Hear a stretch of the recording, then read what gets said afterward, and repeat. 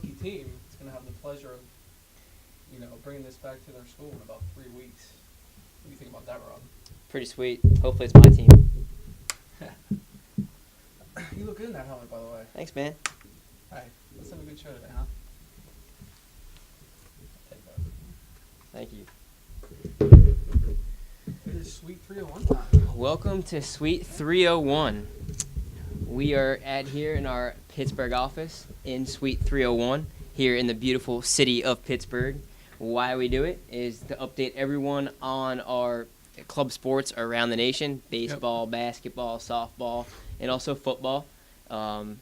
Big football day today. It's a big football day today. So I'm pretty excited about that. Absolutely. Don't forget to call in at 412-321-8440, extension 100. If you want to talk to us or submit a comment in the chat box, we welcome comments.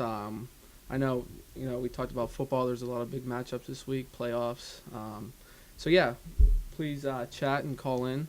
Don't forget to follow us on Facebook and Twitter for more updates. So, what's the first thing on our agenda? First thing on the NCBBA basketball. Some basketball for sure. Pretty excited about that. Season has officially tipped. Games have been played. A lot of new teams. So, we're trying to get teams basically orchestrated the way we run things. So that's been fun. The new website's up. The website is up. So that's Check pretty it out exciting. if you haven't already. Absolutely. Players are starting to register online and things like that. Definitely start get your players register online. The sooner we get them online, we can get your rosters up, and then we can, start. It's easier to start doing things like Players of the Week, things like that. For those of you who don't know, McLean is our new uniform sponsor. University of North Carolina, Wilmington, actually just got their new jerseys, and I believe Dan Grossi went ahead and sent a tweet out about it. So definitely check those out.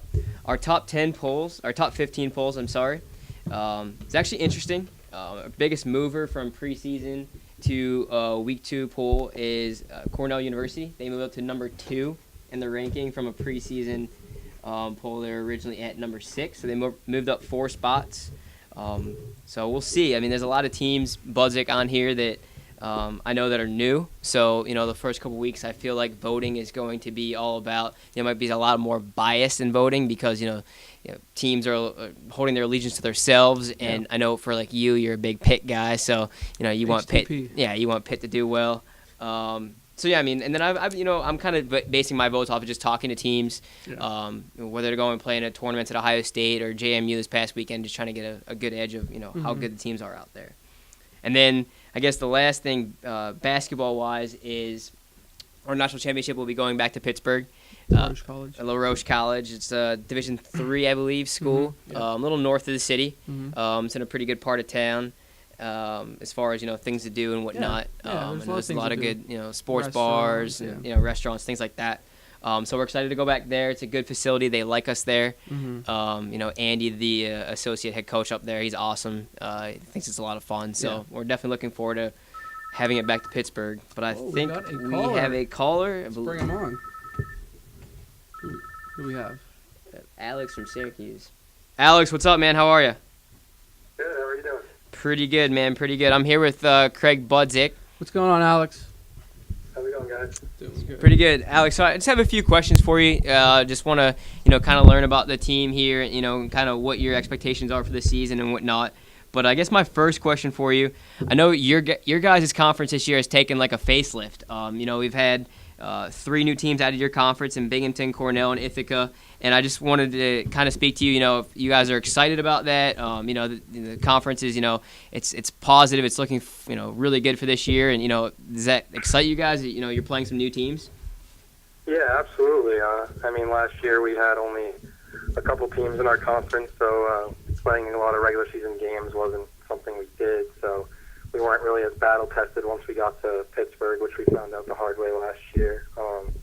We're definitely excited about all those new teams. I think Cornell's been rising up the rankings, something like that, so we're definitely excited to play them. They're probably looking to be one of our rivals pretty close by. So, we're looking to see how these new teams are, maybe get some scrimmages with them before we play league play, and yeah, it's definitely something we're really excited about. Though. Cool. And as far as your guys is concerned, Syracuse, in general, your club basketball team, what can we expect out of you guys this season? You guys have some returning players, some new players that we need to know about, freshmen. How's the team looking basically? Yeah, we're excited. We've already started up work and practicing and everything. Should expect to see an exciting team. You only saw us for one game out in Pittsburgh, but much of the same this year. We got a bunch of versatile guys that, everybody can shoot the three. Everybody on the court, from point guard to center, everybody can shoot it and run. We like to play a lot of, transition basketball, and we're also a very well coached team. We have a couple of our coaches are also managers for the Syracuse varsity team, so they're at practice with those guys every day, seeing how Syracuse basketball team does their work, and so you'll see a lot of the same things defensively and offensively from us, with a little couple ripples to play to our strengths, stuff like that. Right, for sure. Now, I think one of the things I noticed the most last year at the national championship was, you guys seem to be a pretty good together group. We kind of in it for everyone basically, in it for the team. And can you kind of speak to how you as a president get the team together like that and get the team basically all in? Because I know sometimes at club sports it's a little bit hard because it's no one's playing for a scholarship, no one's playing for they feel like they're not on a varsity team, so they're not really, you know what I mean? So can you speak to how you motivate your guys and, and get your guys together like that? Yeah, absolutely. I mean, just with me, I'm kind of handling the stuff all behind the scenes, but, our coaches do a really good job of getting everybody together. Like I said, they're around that professional environment with the actual team all the time, so they try to bring that as best they can, to practice every day. It's not acceptable if we're not intense in practice and playing together. So, I played high school all 4 years, and it's more intense than a high school team. You think a club basketball can be laid back, but we want to make sure we definitely see it as a professional kind of experience. And we like to go about it like that and prepare as we can and play together. For sure. Buzzy, would you like to ask Alex any questions? No, I know we saw Syracuse last year at the national championship. They were impressive, and excited to see if they can get back there again. Absolutely. So wish you the best of luck, Alex. All right, Alex. Appreciate your time, and take care, and look forward to hearing from you again. All right, sounds good. Thanks, guys. All right, Alex. Take care, man. Alex from Syracuse Club Basketball. Absolutely. All right, Budzik, what's next on the agenda here? I believe I know what it is because I see him in the rafters back here. We're going to talk a little NCFA football. Huge weekend coming up. We're going to welcome President Sandy Sanderson to the set. Sandy Sanderson to the set. I like your attire. Thanks. Yeah. Speaking of attire, Jersey to wear. let's just throw a little plug out there. Rawlings jerseys, NCFA teams watching. These are Rawlings samples, and if you're interested, shoot me an email. Give me a call. We'll get you all geared up. Sounds good. Huge weekend this Huge weekend. First in NCFA history. It's like last weekend was huge too. Yeah. It was like the official start of the playoffs. It was conference championships. Winners move on. Losers go home. Yeah. It was 8 teams. Now it's down to 4. Now it's down to 4. Now it's down to 4 this weekend. So it's going to be exciting. Yeah. I leave Friday morning to hit the road and head down to Salem. And we've got the first ever NCFA playoffs going on. Absolutely. So we got 2 games. Like you said, first in NCFA history. This is it. Right. This is the first time ever that we've grown our program to have a playoff. Mm-hmm. Before it was always number 1 versus number 2 in the bowl game. Now it's all 4 conference champions. They've earned those titles on the field. All 4 of them got a shot to move on to the bowl game. So we start off at noon on Saturday, Salem, Virginia, Spartan Field. That's the high school field at Salem High School. Noon start, we've got Coppin State versus Middle Georgia State. That's Coppin currently number 3 in the country, Middle Georgia State 2. And then at 5 o'clock, we've got Sacred Heart, ranked number 4, against Miami of Ohio, ranked number 1. So winners will come back in 2 weeks and play for the national title. Play for it all. That big trophy I think you guys had on stage here a little bit ago. Someone will be taking that home. It's exciting, 3 of these teams have been in the championship bowl game before. Okay. Sacred Heart, brand new program, Okay. new to the league. completely. Just had a heck of a season. Coppin State, Middle Georgia State, they matched up in the national championship back in 2013. Oh, wow. With Coppin State, winning in impressive fashion there. So here's Middle Georgia State's chance to exact some revenge, so to speak. Miami played for the national championship in 2012. Lost to Coppin State. But those two teams have played already this year. Miami beat Coppin State back in week 2. I think it was 7-6 was the final score. Real tight game. So, defense. Yeah. So it's exciting. So we could have a rematch in the national championship. Yeah, exactly. And I'm really excited to see what Sacred Heart brings to the table, in large part because this is the first time we're going to get to see a team out of the North Atlantic Conference get to play against other teams in the NCAA. For years, Vermont has been the dominant team up there, taking home, I think, 4 North Atlantic Conference titles in a row. Having home field advantage in the North Atlantic Conference championship game last weekend, and Sacred Heart went to them and dethroned them. So this will be our opportunity to see how a team out of the North Atlantic stacks up against the rest of the country. Awesome. So you're hitting the road Friday. Yeah, I hit the road Friday. You said you're excited to see Sacred Heart play. So speaking of Sacred Heart, I think we have a Sacred Heart football player calling in. Is this Coach Jones? This is. Coach, it's Sandy Sanderson. How you guys doing, boss? What's going on? Not too much. We're just here on Suite 301 talking about some playoff football, I guess.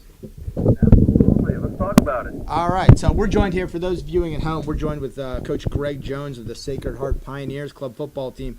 First of all, congratulations on, let's start the basics. A successful first season in club football. I mean, 12 months ago, you weren't a part of the program because the program didn't exist yet. Absolutely, that's right. I often tell startup teams, if you play all your games and have matching uniforms, that's a successful first year, but that's not good enough for your boys.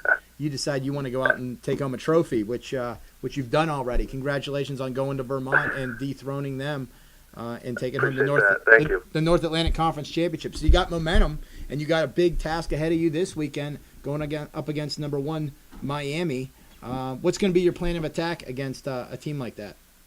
Well, I'll tell you what, first things first, I congratulate my players, too. I mean, this doesn't happen without them. All 40 guys come to practice every single day, and they just work their tails off. It's, it's a real testament to them. The seniors leadership with, Sean Bradley, Vin Nayrog, a couple of my captains there, Brian Moore and Jesse Mangini. These kids have been great. I'll tell you what. Plan of attack is, this is a high-powered offense. They're a very dynamic team. Our biggest thing is just getting all 11 guys to the ball defensively. I came from a program, varsity over here in Sacred Heart, that was one of the top FCS defenses in the nation, and we preached every single practice, every single game. If you get all 11 guys to the ball, then something good's going to happen to you. And this is a living testament to it. Our team has really just played their tails off and making me look good in the process. It's really all about them here. It's interesting to hear you talk about defense being such an important part of your game plan up there, and you rattled off the names of some important contributors to your program this year. Talk to me a little bit about John Rock. I've gotten some emails from you about his performances on the field on the defensive side of the ball, especially overcoming some injuries that have really almost not slowed him down at all. Not at all. I mean, it's almost like he's been playing better with a club in his hand, right? This kid has been just, what a football name too, John Rock. Doesn't get better than that, does it? No, I don't think so. He comes in first week, and he's a quarterback linebacker, and I tell him off the bat, he's an athlete. I'm going to need to play him wherever he wants to go. He ends up playing running back, tight end. He's just a true football player. And, his contributions don't go unnoticed. 4 interceptions in 2 weeks. The last one he made this past weekend to kind of seal the deal against Vermont was most impressive. A one-handed one, and then took up the sideline for a few yards. It's just, he works his butt off, too. It's crazy to see, a kid with a club, just a legitimate club in his hand. He can't even use it, can't even feel his fingers, and he's picking off passes left and right. And on top of that, making plays in the backfield. He's averaging, I believe, 12 tackles a game now with that club, too. That's special teams, defensively. He's always in the backfield. He's just a nose for the football. And did he sustain the broken hand, broken arm? It's a broken thumb, I believe. He's got something going on in the joint there. And did he sustain but- that injury playing in the football season? I'm not really sure when he sustained it. He didn't really let me know until our athletic trainer came and took him to the doctor, and he came back with a cast on. So I'm not sure when it happened exactly, which game, but luckily it was his left hand, so it's non-dominant hand. But he's kept it a secret, and he just played through it, and then, very impressive. Tough kid. Excellent. Looking forward to seeing him take the field this weekend. Absolutely. Talk to me a little bit about the polls, and what was your reaction 3 months ago? 3 months ago, when the first preseason polls came out, and you guys were ranked number 22. Obviously now, after week 9 of the season, you're at number 4, and hoping to climb those charts even further. Talk to me what your mindset was with the team when those preseason polls came out. Well, I'll tell you what, and it kind of goes back to our first conversation too. When we first talked over the summer, as a new program, nobody knows what to expect. When I met with my boss, Ray Mencio, and the dean of students here, Larry Wilk, and my coaching staff, all 5 of them phenomenal. Just trying to figure out exactly what we had. And then look at the poll. I mean, you're an underrated team. You're an underestimated team because no one's seen you. I mean, 22 is fitting for us just because I didn't even know what we had. But coming into that first game, it was obviously the nerves and the kids just put it all together. After that first game, it was really like, wow, we really might have something special if we can put everything together. And, week in, week out, the kids have been driven. They see the rankings, they see the power rankings. They're all up to date on everything that's going on. Whatever, we talk about is we're a family. We're a family unit. We always do together. It's not my team. It's not Ray's team. It's not Sacred Heart's team. It's our team. And they've gone out in week and every week in and out and taken that as personally, like, okay, now people have seen what we've done. Let's play with a chip on our shoulder and see what we can do. And, the number 4 seed is exactly where we expected to be. With teams established like Miami, Copper State, and Middle Georgia. I mean, we're up there with the top teams that have been up there the entire year. With one hiccup along the way for us when we went to Vermont that first game. But, these kids have a chip on their shoulder. They want to prove something, which is exactly what a coach can be proud of, a university can be proud of. Let's talk real quick about that blemish on the record, that trip to Vermont in the middle of the season where you guys lost a conference game. Was there a sense of defeat on the team where they felt like the season slipped through their fingers a little bit there, or were you able to rally them to keep them focused and to continue to win after that setback? Well, I don't really want to take any credit for continuing to win. I mean, they walked off the field and they knew that they let one slip away. They knew right from the get-go, coming off a 6-hour bus ride and playing in 20-degree weather that, hey, you're not in Connecticut anymore, and it showed. As soon as that game was over, the captains rallied, the coaches rallied them. It was a really big wake-up call, and I'm actually glad it happened. You don't want to go through a first season, any sort of season. Any coach will tell you, when you have a great team and they think that they're better than they really are, they need a wake-up call. And that Vermont game really showed them that they are vulnerable in certain areas. If they don't show up to play every single week, then something's going to happen to them. And that first loss, that big loss, really made them wake up and get ready for the rest of the season. And those next 2 games against Eastern Connecticut, if we lose that game in Vermont, which we did, I'm sure that this team doesn't find a way to win against Eastern that last week to be able to put us in the spot to play in the championship. Gotcha. All right, good stuff. All right, last question for you. In your preparations for this weekend, will you be in the stands for the Coppin State Middle Georgia State game? We're up in the air still on that. I got to talk to my coaches. I'm sure we're going to have a couple of walkthroughs that morning, make sure we're all focused up on what we have to do. But I might peek out there a little bit and see what's going on. We'll see. Haven't made a commitment to that yet. All right. Well, sounds good, Coach. Hey, we'll see you this weekend down in Salem, Virginia for the playoffs. Safe travels to you and your team. Appreciate that. Thank you for having me, guys. Absolutely. Bye-bye. Bye. Greg Jones. Jones. He's pumped up for this weekend. He is. Yeah. He is. Yeah, I mean, I'm excited to look at Twitter and see all the updates and everything like that. See all the 2 games this weekend. So, All right. excited. You ready to get rid of me, or you got more for me? I got one more question before we get rid of you. Okay. When are the All-Americans coming out? All-American nomination ballots will be out next week. Next week? Okay. If they didn't come out already this week. Our goal is to release the All-American winners middle of December, about a week after the national championship game, and then academic All-Americans will be released in mid to late January, right before the league meeting. Gotcha.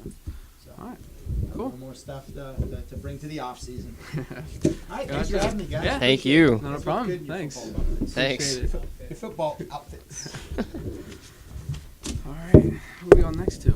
Bob. Looks like some NCBA with the one, the only, What? Christian Smith.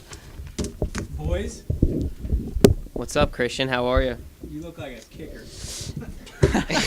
I don't know if I take that as a compliment or an insult. That's all right. You look like a young Kickers kid. don't get hurt, and they make a lot of money, so I'm okay with that. That's fine. That's true. And they probably get all the ladies. I get all of the ladies. What's going on, boys? Nothing. You just look I was like- gonna you say look that- like it's Friday in high school. Yep. You just wearing My the team's jersey. playing under the lights. Tonight. I was gonna say I missed them, but I didn't miss you. No. Me. Yeah, I didn't miss you. Whatever you always miss. So we were at Greenville this weekend. Yeah. And Greenville, before, South Carolina. and before we get to that, I just want to do two Oh, quick things. yeah. I mean, I did see on the itinerary there's two other things that we wanted to touch on real quick before we get into that.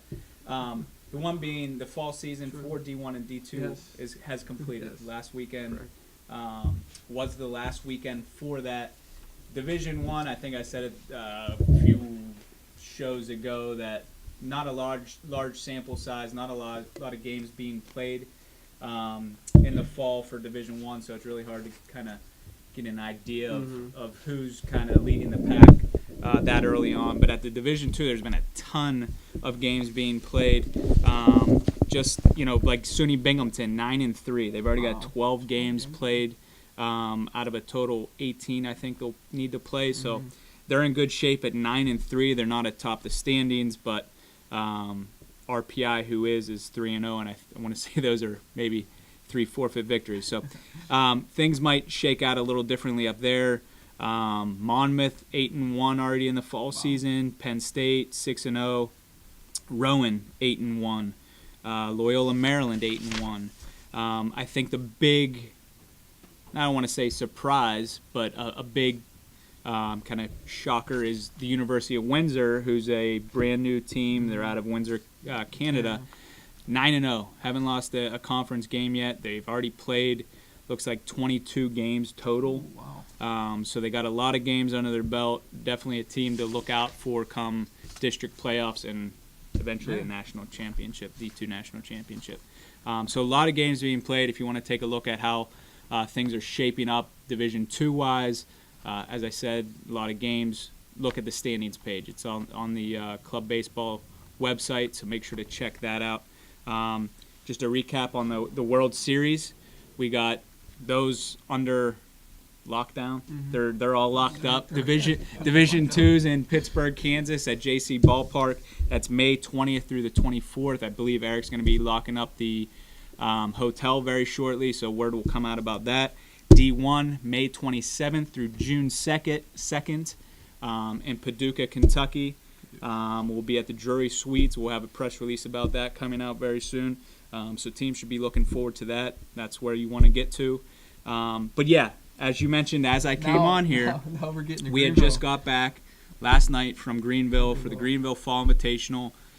Yourself, myself, Eric, and Dan Grossi all went down. We did. We had a blast. We did have a blast. Championship game had some Had a little hiccups. I wouldn't say hiccups, but there was two passionate teams going up Yeah. against one another.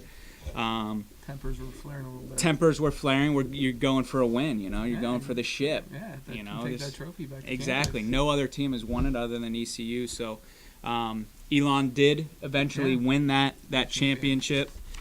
They had been there a few times before, at least in the playoffs, the Final Four. So they finally came out on top. A player on Elon, Mike Roberts, really Yeah. set the tone in Game 1. Yeah. He had a game to remember. This is probably Mike right here. Great time. How's this, Mike? Yep, this is Mike. Hey, Mike Christian Smith, National Club Baseball Association. Welcome to Suite 301. How you doing, man? Good, how are you? Doing great. As I was talking about you to the viewers, you had a heck of a game. Game number 1 up against Furman. You threw 16 strikeouts out of a total 21 outs, which is obviously very impressive. A complete game shutout. Not exactly sure what the final score was over there, but congratulations on a fantastic game. Now, as far as the team goes, can you speak to what your Elon's expectations were going into the tournament? I don't know exactly what year you are in school, but Elon's kind of the last few years at the Greenville Fall Invitational has made it to the semifinals and even maybe made it to a championship game, but has never really gotten over that hump and won the championship until this year. But yeah, speak to your team's expectations going in, leaving school, getting to Greenville. What were you guys expecting to do at the Greenville Fall Invitational? All right, yeah. So I'm a senior this year, so Okay. This is my third year coming to Greenville for the tournament. And like you said, we've gotten very close each year. We made semis, finals, and I believe we've been undefeated in pool play each year as well. So we've gotten very close, but never had never been able to close out the final victory. So this year, our goal from the beginning of the fall was to win the Greenville tournament. That was our ultimate goal that we were working towards. And I think anything less than that would have been a disappointment for us. So we had really high expectations coming in, and our leadership really promoted that, how badly we wanted that, and how important that was to our team. So that was really something we were working towards for the entire fall. Yeah, and hats off to you guys. You guys that you played a very, very good App State team who's a conference opponent, and you eventually beat in the championship a very good UNC Wilmington team who, from what I was told, you played the week prior in some scrimmages, and they're going to be another team that's in your conference.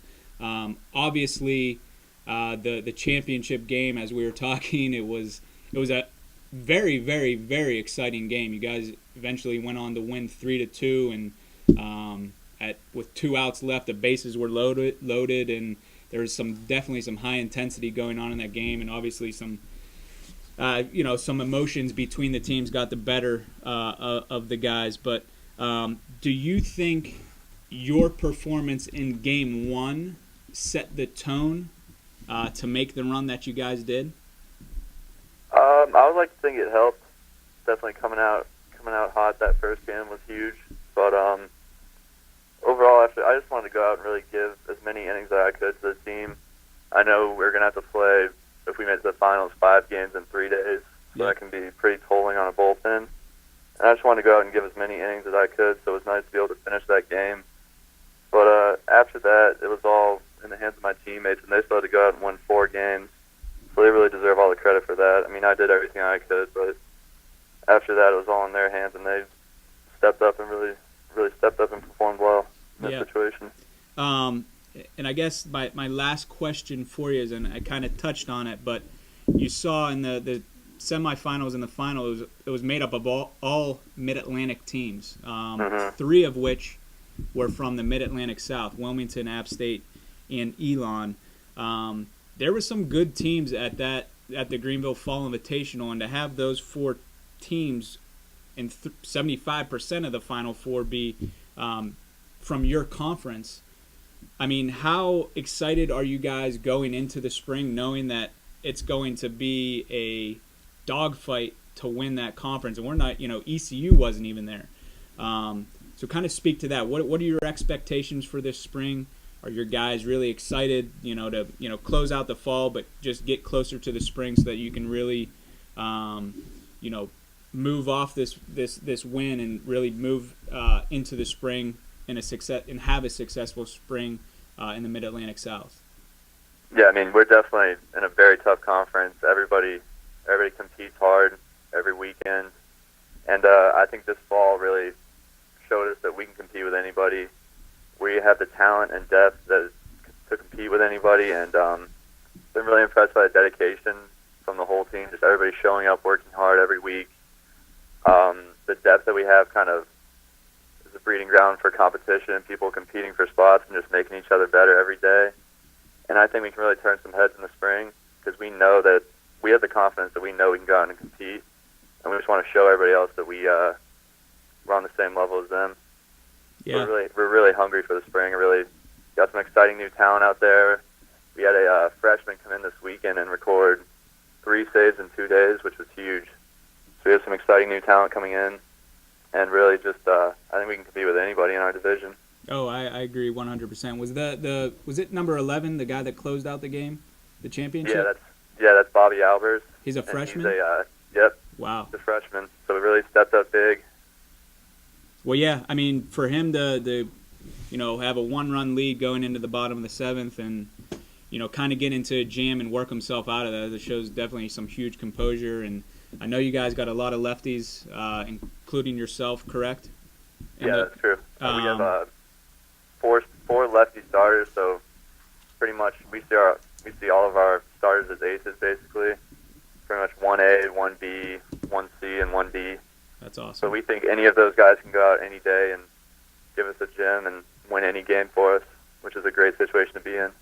Well, what I can say, being the Mid-Atlantic Regional Director, is I'm very excited to see how the spring plays out, especially in the South Conference. I want to thank you for joining us, and I also want to congratulate you and the rest of the guys on Elon for winning that Greenville Fall Invitational. It wasn't an easy road, and you guys came out on top, so that speaks to how good of a team you are. So congratulations to that, and thank you for joining us, Mike. All right, thank you very much, Christian. Take care, buddy. You too. See ya.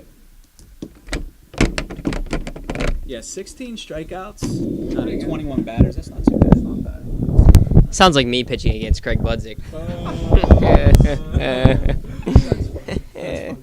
What a conference, though. Yeah, for real. It's gonna be. I mean, 3 teams in the finals. It's gonna be a The bloodbath. Mid-Atlantic South teams, and the other one was, Mid-Atlantic North team and William and Mary.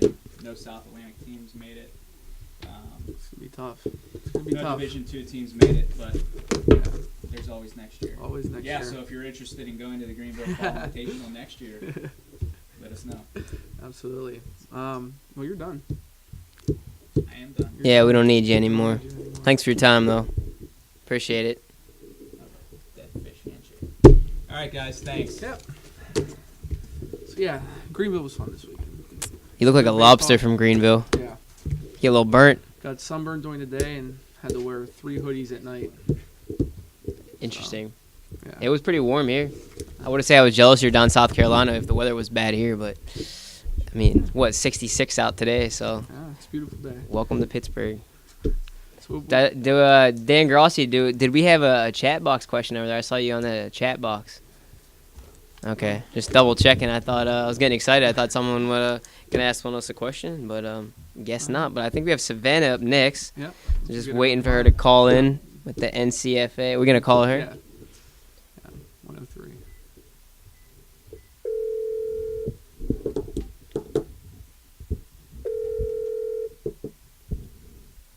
Hello. Savannah, what's up? It's Rob. How are you? And Craig's here as well, I guess. Hey, Sav. Hey, Craig. Are you burnt again? I am burnt again. Didn't you learn your lesson from spring training? I didn't. No, you didn't. But for spring training this year, I'm bringing like 3 bottles of sun lotion. Fine. Sunscreen, not lotion. Sun lotion, huh? Sunscreen. Sunscreen, no lotion. So, Well, off the fact of Budzik there, Savannah. Well, how's the NCSA? I apologize. Can you give us a fall recap of what happened this fall? Yeah, I mean, the fall season's not over. I guess the girls, want to continue playing because we have some teams playing this coming weekend, and we have actually another series in December. So the fall's technically not over yet, but the majority is. And a lot of that can be reflected in the November top 15. You can see the moves were made, big, huge moves. Grand Valley State making moves up towards the top. They're in at number 5, and rightfully so. They're 11-1 in conference play. We actually had one team clinch a bid to their regional playoff, which is UConn, with a 14-1 record. They've clinched the New England East, so they'll be participating in that regional playoff in April. They're the only team that clinched this fall so far, which is great. I like to see it all ending up in the spring. But Right. a couple other teams, that did really well. There's quite a few that are undefeated, which is going to be really interesting as to how we go into the spring and see if they can come out on top. Illinois at 9-0. JMU, the returning National World champions. Series Yep. champion, Yep. 9-0. Ohio State 9-0. Wow. So it's really exciting to see all that. And Penn State 9-0. Wow. Crazy. You have a lot of heartbreakers this spring. It may very well be that way because what ends up happening is we save the best conference series for the end. So Okay. the two top teams, first and second, may have to battle it out in that last series, which is my favorite thing. So Right. I'm excited to see it. The fall season was great.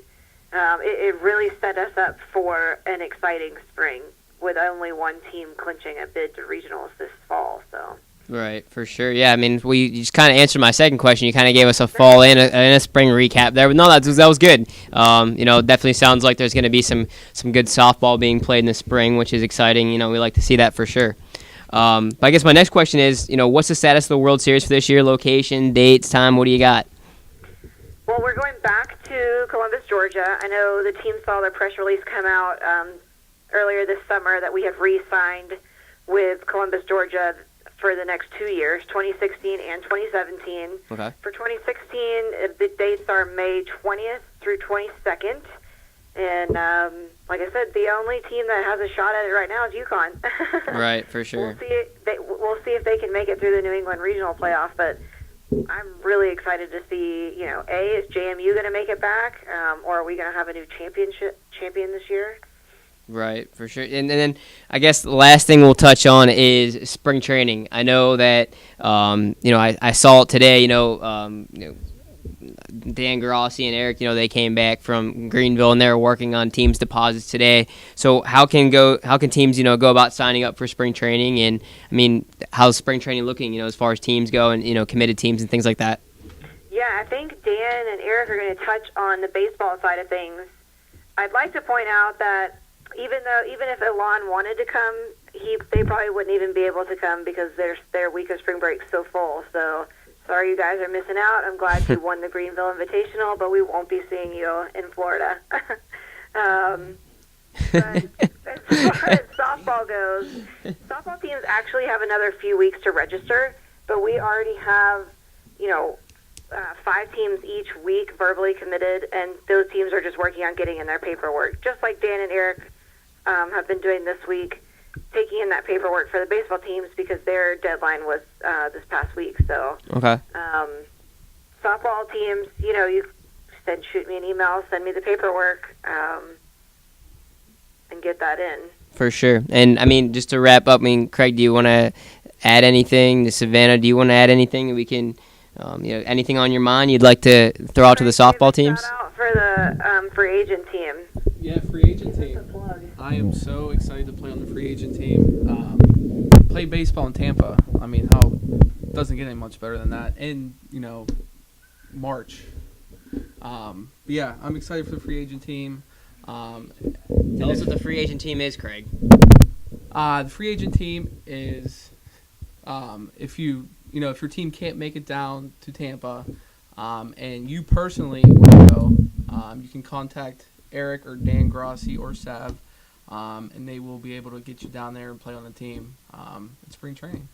Cool. Like I said. Craig's going to play on it. Oh, absolutely. My second year. I hope they have better players, Savannah. Yeah, that's why you ain't coming down and playing. All right, Savannah, we appreciate your time. Thank you so much. Thanks, guys. See you, Sav. Take care. Bye. Savannah, and I guess I'm getting kicked off the set now, so I will exit stage right. The camera's definitely had enough of your Thanks for your face. time, Budzik. You too. So going off spring training, we're going to bring Dan Grossi and Eric in. We're going to talk a little spring training, some Tampa baseball. What's up? Spring. Oh, man. Some We zoom in on that. I was actually on the free agent team. Yeah. Yeah. absolutely. SUNY Brockport came down, wanted to play some exhibition games. Yep, that's where the door opens. It's So a great shirt. Rollins. Yeah. let's get a mic kind of angled at you.